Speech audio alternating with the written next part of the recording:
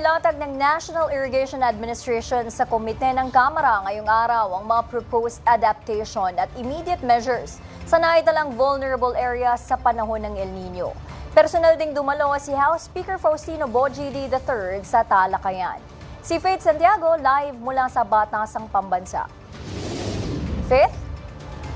Nudge sa pagpupulong ng Committee on Agriculture and Food ngayong araw, tiniyak ang proactive at hindi reactive lamang na pagkilos ng Kamara. Alinsunod sa direktiba ni Pangulong Ferdinand R. Marcos Jr. na walang magsasaka ang maiiwan sa panahon ng tagtuyot.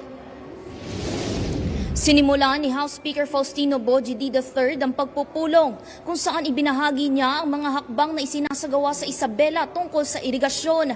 Kabilang na ang pagkakaroon ng emergency consultation kasama ang Department of Agriculture Region 2, NIA Maris, LGUs, City and Municipal Agricultural Offices at iba pang ahensya.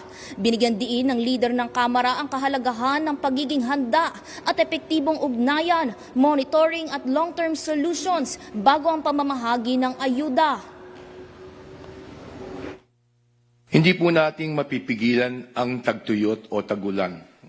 Ngunit, kaya nating bawasan ang magiging pinsala nito kung maagap ang ating paghahanda. Huwag na po nating hintayin dumating ang krisis bago umaksyon para sa kapanatagan ng bawat magsasaka, mangingisda at bawat Pilipino.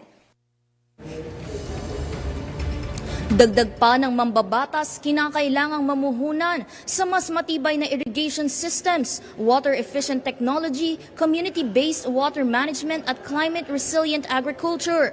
Samantala sa pagpapatuloy ng briefing ng National Irrigation Administration, inilatag nila ang kanilang El Nino preparedness measures, challenges and recommendations para lalong mapaigting ang katatagan ng agrikultura sa Pilipinas. Ayon sa datos ng NIA, nasa higit 330,000 na ektarya ang kinokonsiderang vulnerable areas sa produksyon ng bigas sa susunod na pagtama ng El Nino. 160,000 ektarya dito ay nasa ilalim ng kategoryang high vulnerability na una nang na-identify noong 2024 batay sa datos ng Department of Agriculture DRRM, habang hindi naman hihigit sa 33,000 ang vulnerable na lupain para sa iba pang mga uri ng tanim. Upang matugunan ito, isinulong ng NIA ang ilang interventions tulad ng shallow tube well irrigation o STWs, desilting activities and canal cleaning at iba pa, pati na ang pagbibigay ng operations and maintenance equipment, fuel subsidy, gayon din ang adoption ng water-saving technologies at cloud seeding.